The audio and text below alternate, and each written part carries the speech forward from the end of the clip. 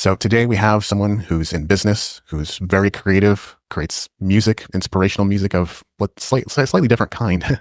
As many would call him an amazing coach as well. And he describes himself as a polymath. And today we're welcoming to Spark Infinity, Hugh Shearar. Hugh, how are you? Hello, David. How are you? Great to see you. Yeah, very good. Thanks. It's been a good day. It's not always like that, but today is one of those days. How are Awesome. you? Yeah, good Oh, to see I'm you. always good. I'm looking And forward to seeing Jody. It looks like he's here, but camera starting yeah, to work, I think. oh, yeah, hopefully Yeah, just having some camera troubles at the moment. But yeah. Hugh, why don't you start off by telling us a little bit about your background and the Mm, things that you're passionate about? sure. I mean, do you want the long story, the short story? You're welcome to tell a long story. This is what we're all Okay. about here. All right. Well, fine. So I was born in South Africa in the kind of height of apartheid many years ago. And interestingly enough, Elon Musk happened to be 2 years behind me at the same school where we received the same sort of early childhood abuse that the schools were giving people in those days, these corporal punishment schools, and especially with apartheid, teaching people to hate. It was a tough time. That my parents were political and anti that, so they had to leave all their wealth, and we left South Africa in 1978 and moved to Canada, where we live. And I grew up here, young kid, bit of a fighter, always creative though. I remember, going back when I was a kid, the one thing that kept me going was drawing and painting. Just going, if I was frustrated, going and drawing a picture, going and painting a painting of something. And I moved to Canada. It wasn't that easy for me settling into Canada. I was a different kid, spoke with a different kind of language, so people kind of tormented a bit. And but for me, I kind of fought my way through school, no pun intended, in all areas, academically and physically. And I started because of that way of being. Actually, I didn't accept what I was being taught either. I didn't think that I was being taught effectively. So I decided at about age 16, I was going to, take control of my own life, and decided to become an entrepreneur. And I'd already been painting houses. In those days we went to work early, paper route when you're in grade 7 sort of thing. And then, started work at, about 14, 15 painting houses. And within 2 years had my own painting business. And that's how entrepreneurship started for me. And then graduated from high school and went through the YMCA, federal government sponsored entrepreneur program. I know this is all about entrepreneurship and innovation and creativity, and Mhm. they always continued being just drawing and creating.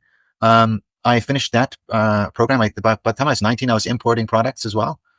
I had a renovation company, a firewood splitting business, and I was importing products from Hong Kong and the US, and paid for myself to go to college, and took science. Was considering becoming an archaeologist of all things, but really fascinated with geology and all things history, and also science. I'm a bit of a nerd, I would say, around some things, like really into, or geek, shall I say. I'm really into science. I'm into anything that stimulates the mind, spirituality, anything to wake up consciousness. Jody, hello. Great to see you, bud. Yeah, so I just sharing a bit about my life, and then I went to I decided to, after 2 years of to Capilano College here in Vancouver, British Columbia, to go to the British Columbia Institute of Technology, where I studied robotics and automation. I had this invention I wanted to build, an engine that ran on water, and figured it out. And then it was that was an interesting time. I also studied computer aided design and computer aided manufacturing, and then carried on in business. I'm not somebody who studies. I had I'd been running my renovation business for a long time, and by around age 25, I was getting tired of that, and I was kind of wanting to look for my purpose in life. There's got to be something greater than just painting and making. I mean, that's making good money. There's nothing wrong with that, but I wanted to do something and different. I did. It was kind of fun. I did this thing called the Men's Weekend, a rite of passage into manhood, and just dialed into a large community, something that I wasn't present to before. That got me engaged in team leadership, learning to lead teams, run organizations, that sort of thing, that get involved in leadership, and really helping men and women. We were a men's and women organization. And then there was a point where that got a little bit tiring too. And I broke my ankle in a river rafting trip, and sat there for 3 months and contemplated my life. My life changed Wow. that year. And they say break a leg, right? Mhm. I did. And I went on the road and worked as a pitchman. I got a job as a pitchman. It changed my life completely. Got out of the renovations business. Slices it, dices it, chops it, whips. Come on by, I'll give you some chips. Hot slaw, coleslaw, Piccadilly chow chow, jambalaya, gumbo salsa, hash browns. All you got to do is turn the handle around. It was quite a time. 2 years on the road doing that, pitching to large groups of people, a Ginsu knife and quick chopper. And on that road, I kept driving into cities, and I kept seeing this plaque, Freemasons. And I'd heard all these conspiracy theories, and I said to myself, what is this Freemasonry thing? And I ended up in Toronto, and walked into a Masonic lodge and said, what are you guys all about? I just got curious. And he said, well, we're a brotherhood, fraternity that, we're all about learning about wisdom and understanding, who you are and your place in the world. And I said, well, how does one become a Freemason? They said, well, you got to know one. I said, well, I don't. They said, well, you do now. So I became a Freemason. That's when I think my journey really began. Upon getting my Master Mason degree, which took about 7 months to do that. I don't know why they pushed me through. I think I'd studied a lot of esoteric knowledge, but so they moved me through that. And at the end of it, I was brokenhearted. I'd been engaged, and that didn't work out. And some guy came up to me and said, "Would you like to go work and teach English in China?" And this is in 2001. I said, I wasn't doing anything else, so I said, "Okay, pardon my language, but F it, I'm going." I went to China. I got on the road and headed off to China, where I didn't know what the heck I was doing as a teacher. I'd never really learned how to be an English teacher. And frankly, it wasn't my best subject, but I'd learned to be a pitchman and be in front of a lot of people. And I'd play music as well. And I could stand up and sing songs to people. They loved that. I very quickly got the opportunity to teach. My girlfriend at the time got me to bring a curriculum over from Canada to implement into the school. And they were like, wow, this guy's amazing. They gave me the job actually running the schools because of my business background. And so I ended up setting up schools in China and training people how to teach English. And, we had about 3,000 people, 3,000 students at some point, and about 50 employees and 30 English teachers. It was quite a job. I had always dreamed of going to China and studying Kung Fu when I was younger. So I got an opportunity to study Kung Fu there. And really, I got some pictures of me bending spears with my throat and having bricks broken over my head, which is pretty wild. This is it's a pretty wild ride. And in that time, there was a breakdown with that teaching profession. And I'd already started looking at doing manufacturing. Somebody asked me if I could help them because they knew that I had background in that and contracting and international trade already. And so I decided, well, if I could help him, maybe I should put an advertisement up to see if I could help other people do manufacturing in China. And I put up a website, and boom, next thing I know, I've got 30 people contacting me to do business. And that HS China Connect, my business that I currently run now, which I started as a sourcing company and then moved into procurement and eventually into new product development, design, and international trade logistics. I went back to school and did a equivalent of like an MBA program, but it's more of a certificate for international trade. Yeah, that's the business there. So HS China Connect still exists. And what I do is I help inventors now design their products and bring their products to life. And we're almost going on 20 years now. And it's become one of those businesses, people dream of having a residual income. Well, a lot of the products that I've helped design and build now, it's just basically I just get repeat orders. I'm not a multimillionaire by any means from it, but I live a good life, and it's not bad. And I'm deciding to really kick that up a notch now. At COVID, it really hit me hard. I wasn't able to go back to China over that time, so some things slowed down. I was lucky my existing deals were working, and also in that time period, there's another thing that was there. I started, I'm curious and artistic, so I'm always working on design, and I was playing in a band over there, and I started doing these unfolded symmetries of deep space. And I didn't know I was going to do anything with it, but they were so cool, these deep clouds of space. And, that's now become Cosmic Artworks, which is just launching now. I still got to do some tweaking on the pricing because of all the changes going on politically. Shipping is getting disrupted with what's happening with Trump. These are the Cosmic Artworks, which is, there'll be a show I'll be doing on that and introducing the arts on YouTube. And love to invite you guys, Jody, other people to come and have talks with me on these and really dig deep into what these artworks do. They open up doors to, they're kind of like cosmic Rorschachs. It expands the mind. Some people get a bit scary because these are from clouds of space that these images arise. And, I serial entrepreneur, over that time period, a dream of mine as a young man was to build the business. And that's why part of moving to China, to build homes that we, set up a website and you can order your home directly online. And there you have it there, affordable modular homes, adaptable DIY solutions. This is a new company that's been launched, Huslii Homes. Our vision is to house humanity. Martin Luther King's dream that everybody has a home and an opportunity and food. And we can make this happen with economics of scale and building over there in India and China and some of these countries where things are more affordable and bring down the prices here. I mean, it's just extortionary if you want to buy a place where we live in Vancouver, it's almost impossible to get into the housing market at this point if you're young people. So this is our goal. And well, that's me, David. And you said it, I love to create music. I've been writing poems for a long time and just philosophy. Hi, Suzanna. How's it going? And I caused a team as well of about now 40 people of entrepreneurs and people who like to create projects in the world that it's alive. It's called Team 2 Infinity. Now, all of us met in a program, this team management and leadership program. So that's where I get to know you guys from and probably why we're working here, doing what we're doing, right? To support others and bring our leadership and skills to humanity. And well, that's me, David, in a nutshell. And I have two sons. Mm. A wonderful former wife and a wonderful girlfriend now too, new girlfriend. And life is exciting. I've chosen to live in an RV. It's called an adventure, and I've had an adventure for the last year. I'm about to give it up. Finally, I kind of had my time. I wanted to have the experience. So yeah, just life is funny. Bees make honey, and every day I wake, I look outside. It's sunny. Try to keep that positive vibe happening as well. Thanks for I've the known. invitation. Oh yeah, thanks for being here. I've known bits and pieces about you, but you definitely filled in the cracks with everything you shared Yeah, there. So that's that's the spiel. fantastic. But yeah, thanks for letting me speak. Yeah. One thing I definitely related to was this whole thing of drawing and painting. Like that was my thing when I was a kid as well. It's almost like I came out of the womb with a paintbrush, and I would follow along with anything on TV, Sesame Street or Mr. Dress Up or whatever. If there was an arts and crafts segment, I'd be like, "Mom, give me this," and we wouldn't have everything, but I would just make do and try to create something out of whatever we had around the house. So I relate to that a lot. Hmm.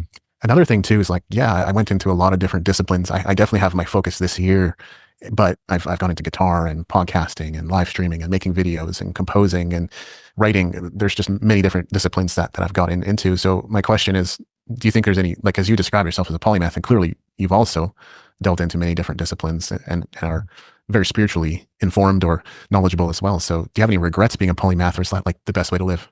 It was a choice, it was a choice. I thought, as a young man, I said, what can I be when I'm older? And I heard about being a Renaissance man. I looked at Leonardo da Vinci and I go, is it possible to do that in this time? And it's very exciting what's happening with AI and what we can conceive of and create so quickly now. It's bringing your ideas to life. A lot of people, say, well, that's just AI, but you know what? It takes actually something, the thought behind what's being generated. And I've been, I'm conceiving of homes being built from the nano level up. I call it a bucket of house, where a truck drives up and a bucket spills out, and boom, from a CAD drawing, you have a house, and it can look like wood. It can look like any material you want just from the design. And I'm working with AI for that. And it's fascinating. One of the things that's really fascinating me right now is the hermetic tradition. I'm not sure if you're familiar with that, but Hermes Trismegistus and from Egypt, and how that pattern, the 7 laws fit on the chakras of the body, and how our energy can be transformed, and how we can, actually do meditation and relate to each one of those principles. And it really does actually transform us. And through sacred geometry, we can do things with our body that I didn't even know was possible. I mean, it's what we're discovering, and what we're learning is that, as I call it, the singularity approaches is going to be phenomenal. We are in fascinating times. And I see us here, and the creatives. I know all of us, 4 of us are creatives. I know Jody is an incredible artist and designer and musician, and Suzanna too. And we're all trained to be leaders and make the difference in the world. So really, it is exciting times. And it's one thing to stay on that plane of frequency, that there's something exciting when we see all the chaos that's going on in the world as well. Oh my God, we're going to become America. Is that what's going to happen? not if I can. Who knows? So, It could happen, but yeah. Wow. Sacred geometry is an interesting topic. It's really only something I've probably touched on briefly in small doses, but can you expand upon that a little bit? Like, I understand there's different shapes, and they perhaps carry with them different spiritual energies or different meanings. Like, what does that all look like? Yeah. Well, I mean, it starts with the point, the point, it's geometry. It's all about, you start with a point, you move, and then it goes to a line, and these are the dimensions that we live in. Then you get to like the number 3, it's numbers as well, and you get to like a triangle, you get the first plane, and then these shapes form. And if you imagine that everything started like the Big Bang as a point, exploded into a circle, and then all these shapes and things that we find in our universe, symmetry, etc., where planets orbit around suns with gravity, with time, space, it's all relative, and it's all based on geometry, the geometries of scale, the platonic solids, etc. I'm just getting into it, but I've been fascinated when I found out that Euclid's Elements was the second most read book on the planet after the Bible. Wow, there's got to be something there. And those people at that time, really any thought or any new concept they say is really a footnote to what Plato put down in his time. So these guys tapped into something really extraordinary. On all the walls of the ancient mystery schools, as they called them, was the plaque, "Don't enter in here unless you know geometry." Well, what does that mean? What the, Pythagoras, we know the a squared plus b squared equals c squared. He was the one who figured out the notes and harmonics within music. And this was around 500 BC, with the music of the spheres. I mean, these are people really tapped in and dialed in. I'm looking back now, like, why are the pyramids shaped the way they are? There's knowledge and wisdom. I was just talking to you about the Gaia Network. There's some fascinating shows because we're archaeologists. Yeah. Isn't that the what is it? The sacred geometry? Yes. There's yeah. Watch it with the Dr. Gilbert. He's a fun guy, and he's just brilliant. He's a geometer who helps NASA a lot, to do the programming for spaceships, and it's a very interesting subject. I'm no expert. I'm beginning to learn, but I did do something which was interesting, a plant medicine journey, and I discovered that we in the field around our body are geometric shapes. Now I've been learning that we can, if we're sick, the actual geometry will be distorted in that field, and people who are adept at this can actually go in and alter the geometry in the field, and that automatically changes the DNA, which literally can heal people. So there's healing modalities. I think you're familiar with that, and certainly Carlo. So that is there. What are you thinking, Suzanna? I just found out too. Like I just learned a week ago about the sacred geometry, and I also learned about like if you're a healer, which I just discovered. I'm a transmuter and a channeler as well. So like I'm just learning how to use my powers. So like if you picture the sacred geometry surrounding that person, like for example, a pyramid, you put them in a pyramid and you focus that energy in that pyramid on them, they get healed in that space. That's what I discovered just recently. Well, that's perfect. And like in Sanskrit or in the, like from India, the Ayurvedic, each chakra has a number of petals. So it's the number is associated with geometry. So we are that. I mean, don't they say the language of science and the language of God is mathematics, basically? And then then it goes from just the plain numbers, but to something that's sacred. So lots to learn and to discover. So unless I misunderstood your story, it sounds like at one point you were feeling like you didn't want to go on. So the question is, what brought you to that point and what got you out of it? I would be a good human being, but a bad podcast host not to ask you. So at 25 years old, heartbreak, love that disappeared. Let's face it, all of us here, most of the troubles we've had when love has disappeared, or you felt like you're not loved. Am I right? Or nobody cares about you. And a girl broke my heart, and I was let's just say I let her open my heart by having her leave, and that took me out at about 25, and I didn't want to get up. I didn't care, like love, like that. I felt like I'd lost the love of my life, and us creative people are like that. We kind of can be a bit, emotion drives a lot of what we do. So I've had a few spaces like that, even recently, because of the, my family has broken apart, and I still love and care about my former wife, and but there's we deal with pain. And to get through that, David, is you just get through it. You do, like you get through it as long as you don't take yourself out completely, and you get through it. And creating a future for ourselves is one of the keys. We all know that, having something that we can look forward to that has us doing that. So I'm now, that's why we're doing Huslii Homes. That's why we're the artwork. So I have something to inspire myself to do that. And that's what I say. If you have a future, that's the key. That ontological piece, right? Yeah. Yeah. That's another thing you and I share in common. Strange how my guests always seem to have parallels with me, but I also had a heartbreak around 25. That was pretty pivotal. So I definitely understand where you're coming from there. We've got a great question from the community. Yeah. You should know Maria, I think. And she's asking, what advice do you have for a solopreneur? Yeah, that's an easy one to answer. Don't do it all by yourself. What and yet what you can do instead of hiring people and having staff is learn how to work with outsourcing and collaboration. I found that my strongest skill is to create collaboration versus trying to have lots of employees. Employees, that takes something. So it's that's collaboration, but yeah, working with others is what's gonna have you be successful. Be willing to give. Go the extra mile. Give before you receive. Don't expect something until you've given something. That's the biggest thing that I've learned. So for my business with the design, it's I always do the initial design and consultation for free. Nobody else does that, so I always get the business. They want money upfront before they say anything. So I help people figure the thing out before we get going. Yeah. Great tips. And that's really the main thing I've been learning lately too in the Bump program that I'm currently a part of. It's actually all about serving and contributing to others. And that's really the essence of people who are watching in the Facebook group right now. That's the essence of Spark Infinity. It's like we're here to put a spotlight and highlight people and showcase them and give them an opportunity like this to talk and share themselves with the world. Because it's just so valuable to hold that space and create that space for people. I really acknowledge you for creating what you're creating here, and the people who are here who are supporting you, and the great questions you ask people. Let's put it this way. I'm not a guy who's just going to jump out into social media and put my face online. That takes something. So to have this, to come and know that others are doing it and we can participate together, that inspires me to do it. I've had to build up that courage. There's no doubt. Yeah, I just wanted to include about with the heartbreak, or with knowing that when you feel that people don't care about you. I just wanted to share, since we're all in the same background together. I felt that before stepping into team.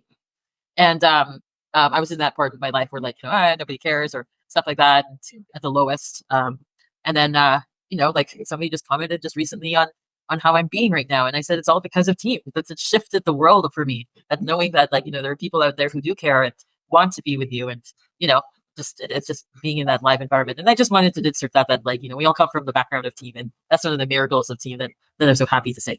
Yeah. And you have really transformed, Suzanna. Like, wow. I mean, when I first met you, and you've stepped into leadership powerfully. You're a different person. You can really see that, like, amazingly. I froze her. Look at that. I just that acknowledgement just froze her still. I think there's a pretty good chance we'll have more people from the team management leadership program on here, including Maria, which will be a lot of fun. That'll be coming down the pike. One other thing, like, I think I would be a bad podcast host if I didn't delve into a little bit, would be Freemasonry. I've been fascinated by it. It's often talked about like there's many secrets in there, and maybe there are, and I'm not trying to pry necessarily. The Illuminati? The all-seeing eye, yeah. Freemasonry, they put it like this, Freemasonry is a beautiful system of morality veiled in allegory. And they say it very simply. Everybody says we're a secret society. How can we be a secret society? You all know about us. It's not very secret when people know about you. But they are a society with secrets. And there's a reason why.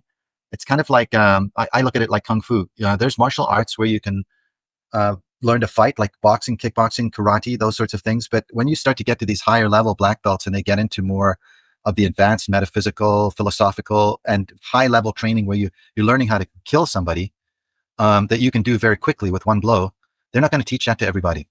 They're going to, you're going to have to, you work your way up it. And Freemasonry is like that. It's it's esoteric. I mean, really what it is, it's what are the remnants of the mystery schools during the time of the Crusades. Alchemy and philosophy and these other schools were persecuted. People were witches, things like that, who were really just studying other ancient nature knowledge. People were burned at the stake, and everything went into hiding. Just recently on the Gaia Network, it's fascinating to watch this. There's the Grand Master of the Knights Templar. Everybody thought the Templars were killed off, but they weren't. And what they bought to North America is fascinating. They found the Ark of the Covenant, and there wasn't just one. They found thousands of arcs, and they were the energy system left over from the time of Atlantis that fueled and energized the planet where things could fly. And they have them, and they're hidden underground. And they're openly disclosing that now. So the doors of Freemasonry are now opening to the wisdom that they have. It's a wisdom tradition to become a Freemason, and not everybody gets to see that because a lot of Freemasons enter for the wrong reasons, and they will only get to participate up to a certain level. Whether or not they are at the top controlling the world, to be honest with you, I don't know. But I don't see it. I know that they're one of the biggest charities. They support tons of different. They're the biggest contributor to charities around the world. I didn't experience anything but great people, men and women. So it's. I can't tell you what I learned, but I can tell you what I've experienced from that is that, yeah, 100%. The God exists, or if we call it divinity, 100%. There's no doubt about it. And when we tap into that, when we actually surrender to divinity and we give our lives over to doing something divine, right, Suzanna, doing something with that, life really works. It makes life work. And one thing I can say, every time that I've ever had that painful time, that's oftentimes I resolve to, that's when prayer starts. I know I should pray more, but it's always in those times when I'm having a tough time, but I generally always get answered, and I always get help, surprisingly, even if I'm screaming at God. And I've learned to be a much deeper believer in that divine presence that supports all life, really. It's like, call it the quantum field if you want to, if you don't want to put a label on it like God. But it exists, and Freemasonry is definitely there to let you know that, the Bible and in the Western tradition, North America, England, etc., is the King James Bible is at the center of the lodge. And then in India, it's the Bhagavad Gita. China, it's the Tao Te Ching. So it's worldwide.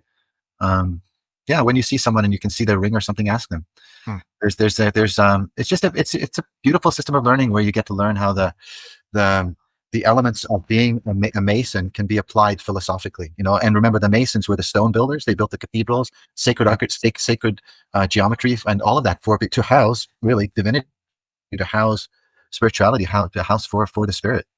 And that's really what's there. And now they apply it to their morality, and there's leadership training there for sure. 100%. I mean, actually, this is something I thought was fascinating because, and I can share this, they have a constitution.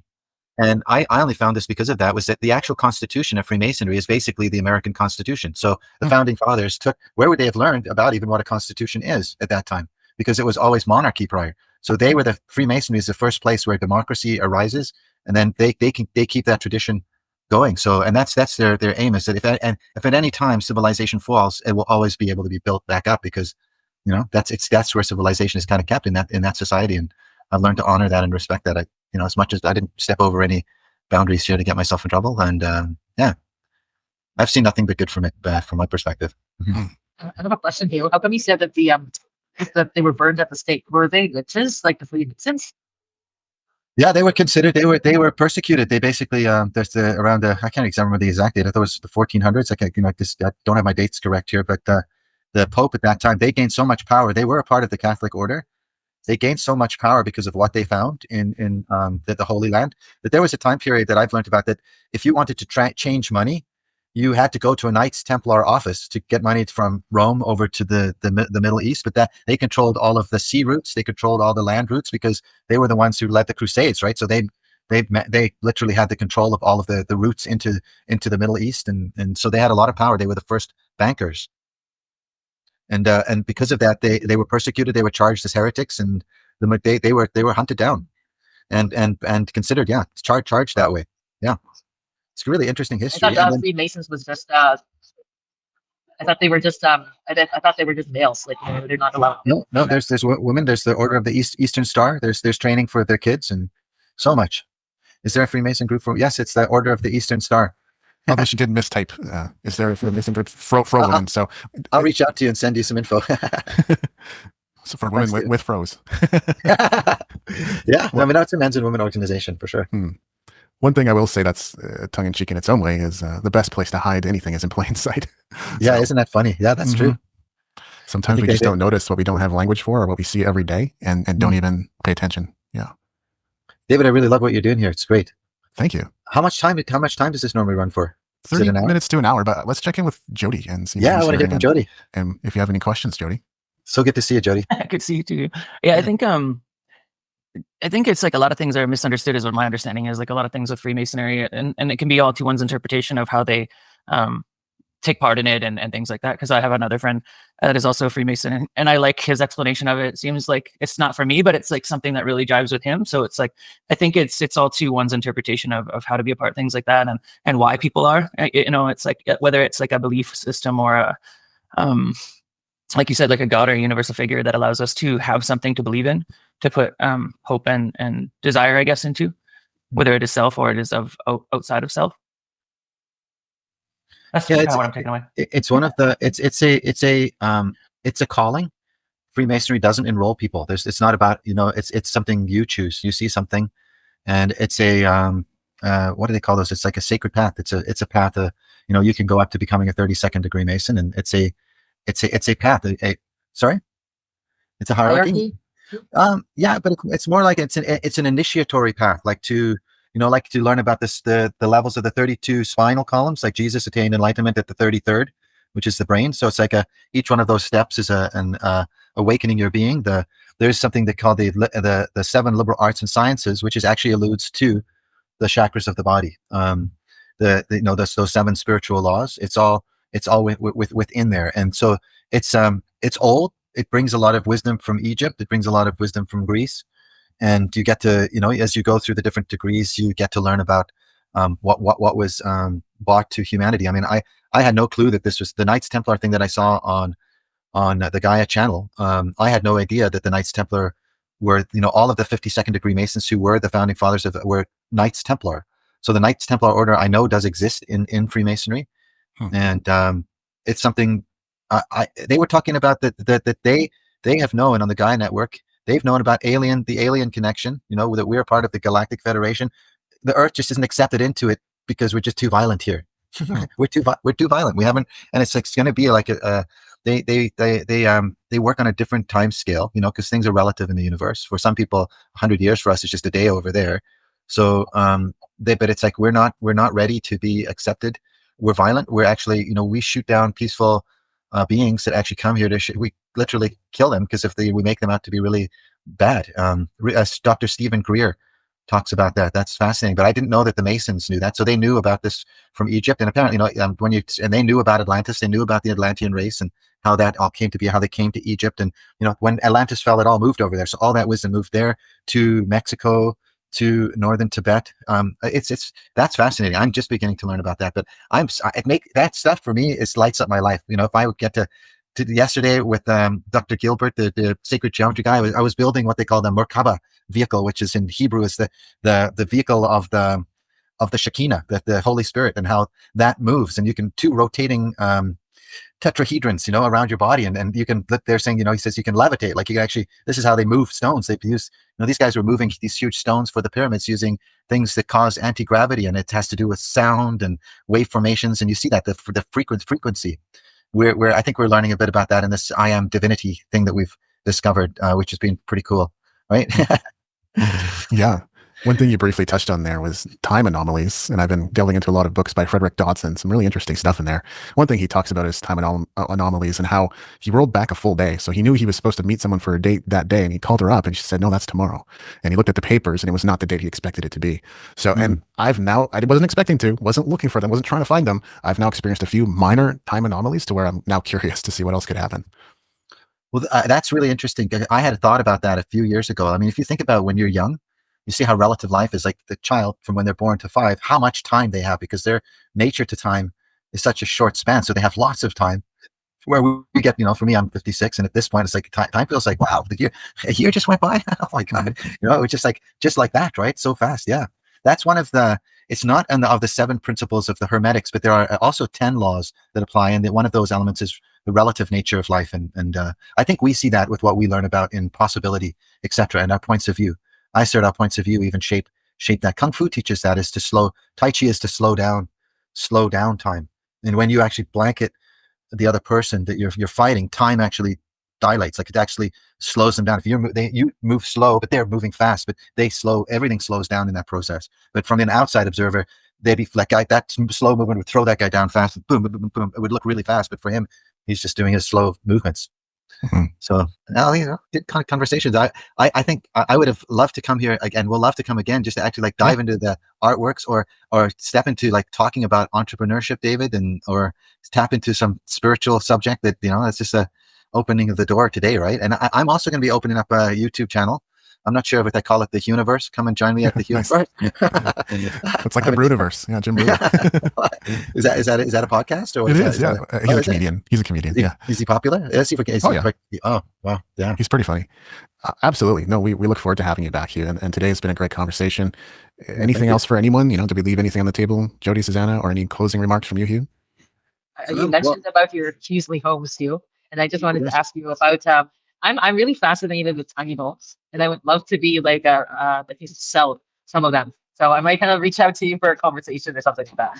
Yeah, we can. We can talk about that. It doesn't have to be Huslii homes. I can certainly set you up with something like that. But you do have to be prepared to live off grid if we're going to do something like that. But there are people building things like that here, but it's more expensive. So 100%. And it's something to live in a tiny home, though. I think a tiny home community would be fun. That's more.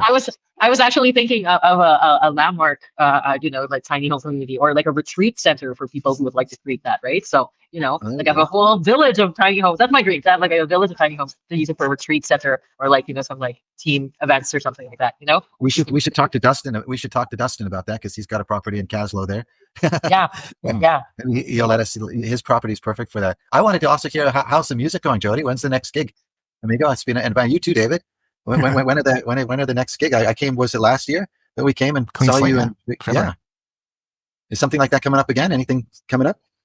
No, I am growing my Facebook group though, and we're seeing fast results. So as that momentum continues to build, who knows? I'm here to serve everyone who comes along. My focus this year is to see this grow to thousands or tens of thousands, and then an event is just a shoe-in. We could have a lot of fun. Anybody who doesn't know watching this, I'm a musician and a writer as well, so I can bring that stuff to the table and have a lot of fun with it at events. But how about you, Jody? Yeah, I'm working on some new stuff. It's just time and money. I think it's mostly money for being an independent musician is always, you had to generate revenue in order to make the music and then have it heard. It's just it's been exciting in a new direction, coming up with new plans and opportunities to grow as a musician. So It'll just be time and money, really. We're looking forward to come to a show. Yeah, I mean, it was really fun. I'm looking forward to playing the show. Yeah, it's not like I didn't have thoughts though. I know we could do something even cooler than we did last year if we were to. But we did start planning something like October last. What about time. right here? Can you do shows online and do it through this sort of forum? Yeah, definitely could be done. Yep. Fun. Whether it was pre-recorded or live, we could do stuff. Well, It looked like that.